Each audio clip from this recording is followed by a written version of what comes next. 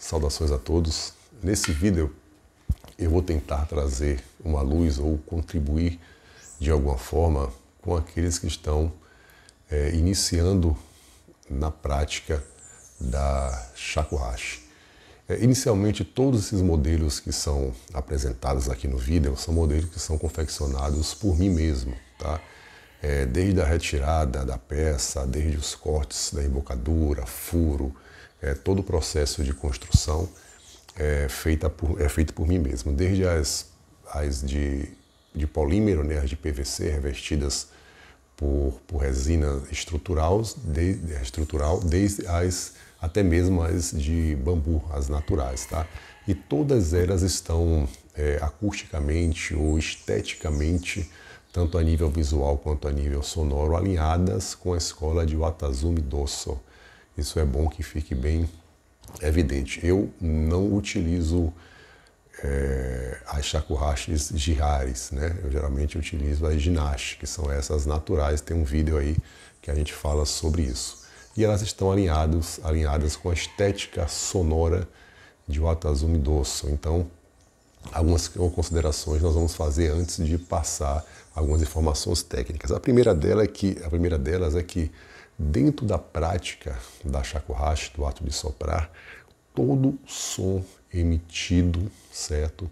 Ele é válido, ele faz parte do processo do caminho, porque o próprio Watazumi ele coloca que o som ele tem possibilidades infinitas, e a Shakuhachi nos dá a possibilidade de muitas nuances sonoras, desde ruídos, sopros puros, sopros que se transformam em notas musicais mais puras. Então é todo o universo que é permitido. Então tudo é certo. Não existe nada errado de fato na prática da Shakuhachi. Esse é o primeiro ponto. Quando você entra para praticar Shakuhachi dentro do pensamento de Watazumi Dosso, dentro do pensamento da escola Zen, especificamente da escola Soto Zen, e mais especificamente ainda da escola da seita Fuki, da prática Suizen, que é a prática do despertar através do sopro da Shakuhachi, você não pode pensar em uma execução clássica, né? Uma execução que venha se colocar para ser apreciada esteticamente por pessoas que já vêm com a influência do que seria ideal a nível sonoro. Não, você tem que se desprender de todas essas considerações e inicialmente abordar a Shakuhachi de uma forma muito individual, certo? É a sua relação com a flauta, é a relação da flauta contigo, é a tua respiração trabalhando na flauta, a flauta lhe devolvendo sons, esses sons que são escutados por você mesmo, a atenção necessária que você tem que ter para manter esses sons, para fazer as variações, e esse loop de processos vai fazer com que você mantenha a atenção plena no processo do sopro. E isso que é o espírito do Suizen, o espírito do Zazen. Esse é o primeiro ponto. Então você tem que se livrar do eu estou certo, eu estou errado. Quando você pega a Shakuhachi, você bota ela na mão e você dá qualquer sopro, mesmo que seja um sopro sem som nenhum como esse, isso já é tocar a Shakuhachi. Mas isso de fato não é o suficiente, porque ninguém vai ficar de fato a vida toda tratando, né, o instrumento desse, soprando de forma aleatória no instrumento. Não.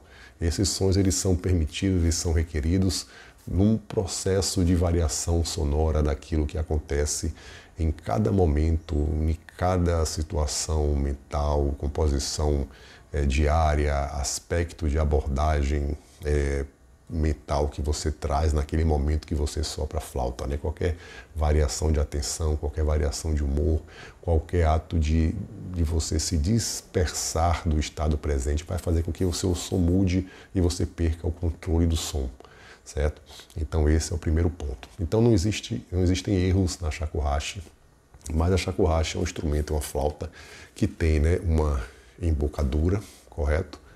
Que é um corte aqui que tem que ser feito de forma correta para que o som seja permitido, né, com a angulação correta, com a espessura do bambu, né, tem que ser uma espessura correta para que o ar possa ser cortado por aqui. Observem que a Shakuhachi ela não é para ser soprada internamente assim. Som nenhum sai. Essa parte daqui de cima, certo, é como se fosse uma paleta, o ar ele tem que entrar aqui e essa paleta aqui, ela funciona como uma paleta de corte. Ela vai cortar o ar dessa forma. Ó. Aqui está a paleta, aqui está o sopro. Ele corta o sopro. Você tem que soprar aqui em cima para que o ar seja cortado aqui. E quando ele é cortado, ele vai...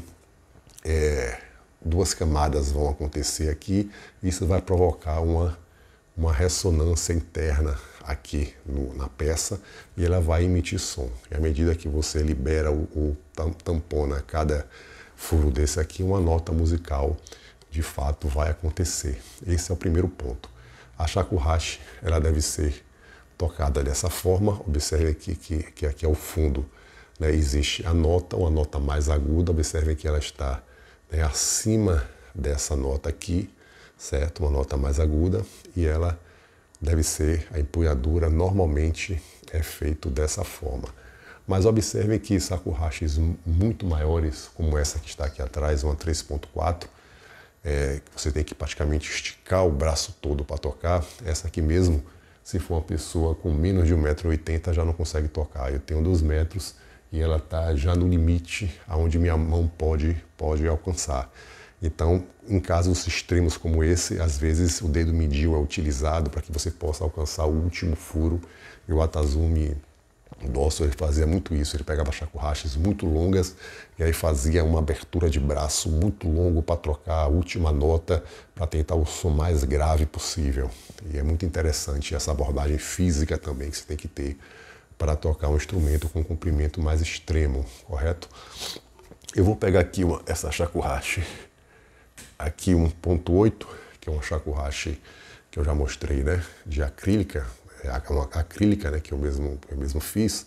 Ela tem um revestimento aqui de uma resina estrutural de alta resistência e tem aqui uns pontos aqui de ressonância, né, que são colocados para que ela tenha uma ressonância satisfatória. Observe que ela tem aqui uma embocadura, certo? E o vento ele vai bater aqui e vai cortar. É uma shakuhachi que ela procura imitar o som natural de uma peça dessa de bambu. Só que tocar de uma shakuhachi dessa forma é muito mais fácil do que você tocar uma shakuhachi jinashi, aonde a embocadura é feita no próprio bambu. Observe que aqui você tem uma espessura, né, do corte, né, muito menor, muito mais estreito, mais laminado, então ele é mais fácil de cortar o ar e de fazer com que ele vibre. E aqui você precisa ter uma técnica, um controle muito maior para fazer essa peça entrar em ressonância, tá? E quando a gente pega peças maiores como essa aqui atrás, o controle ainda tem que ser muito maior. Nós vamos inicialmente tentar passar informação através dessa shakuhachi aqui, certo? De polímero com revestimento em PVC, para a gente passar os conceitos fundamentais, né? Que é um instrumento que pode ser confeccionado aí por qualquer pessoa com uma certa facilidade e permite que todos possam adentrar um pouco no universo também da shakuhachi. Lembrando que esse modelo aqui também ele foi desenvolvido, né, de uma certa forma, esse revestimento acrílico ele foi colocado aqui para que essa shakuhachi permitisse uma quantidade de ruídos de uma certa, entre aspas, né, me permito dizer, uma certa sujeira sonora, né, um pouco maior, para a gente chegar um pouco mais próximo da estética assim, do Atazumi, tá? Então, eu fiz alguns testes até chegar nessa situação de revestimento, de contenção aqui estrutural, para a gente chegar mais ou menos nessa proposta. Então, o que acontece? A shakuhachi, essas menores, né, 1.8, de 54, 56, 57 centímetros, elas geralmente são, né, aqui está a nota mais aguda e aqui as 4 notas, né, da frente. Essa é a postura correta da shakuhachi. Observem que eu não vou só para dentro. Eu vou ter que apoiar ela aqui no queixo. Observe, ó, no queixo. E o vento, ele vai soprar a parte de cima. Esse sopro, ele não pode ser um sopro, uma pressão direta aqui da boca, tipo... muito forte, não. Em alguns momentos esse sopro forte ele é requerido para você conseguir uma oitava acima, ou 2 oitavas acima, ou outro tipo de ruído. Mas para que esse som seja mais fácil de ser controlado, ele comece a acontecer, esse sopro ele tem que ser natural, ele tem que ser um sopro abdominal, tipo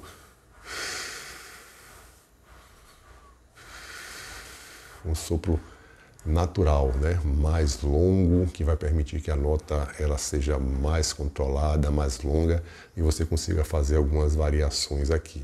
Eu vou tocar rapidamente aqui, vocês vão observar que eu vou mesclar, né, uma situação de quem está iniciando os ruídos iniciais, situações onde você já vai estar tocando as notas mais ou menos exatas e situações extremas onde você já pode colocar pressões e variações um pouco maiores e ruídos mais agudos, oitavas vão acontecer, tá? Para a gente mais ou menos entender. Observem.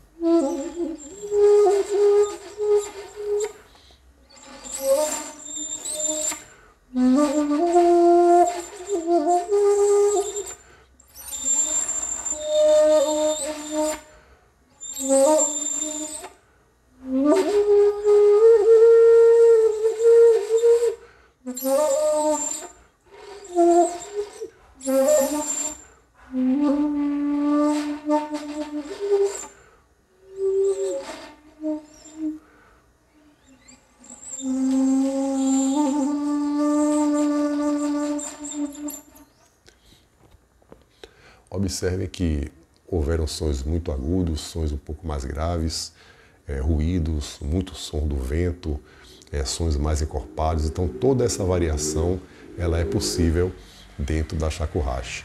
O fundamento inicial é você apoiar ela aqui no lábio inferior e você começar a soprar até você conseguir fazer com que haja uma ressonância sem muita força.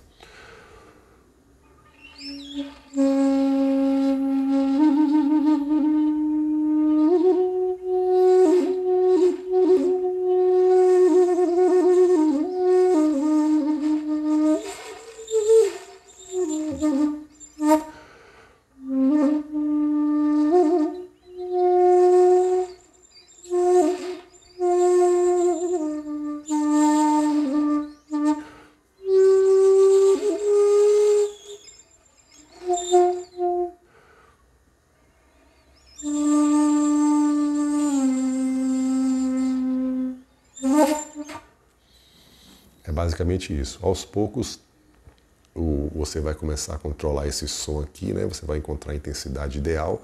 O som ele tem que fazer isso, né? O vento, na verdade, né? Ele tem que fazer isso na parte de cima, cortar dessa forma, e você pode ir soltando o som, o ar, né? De uma forma natural, progressiva, até você conseguir fazer com que a flauta ressoe. Quando você perceber que ela já ressoou, aí você tenta manter aquele som, comece com uma nota só bem longa, bem demorada, você tentando sustentar a embocadura até você conseguir sons um pouco mais adequados, e aí você vai começar a passar a fazer a variação necessária de sons, tá?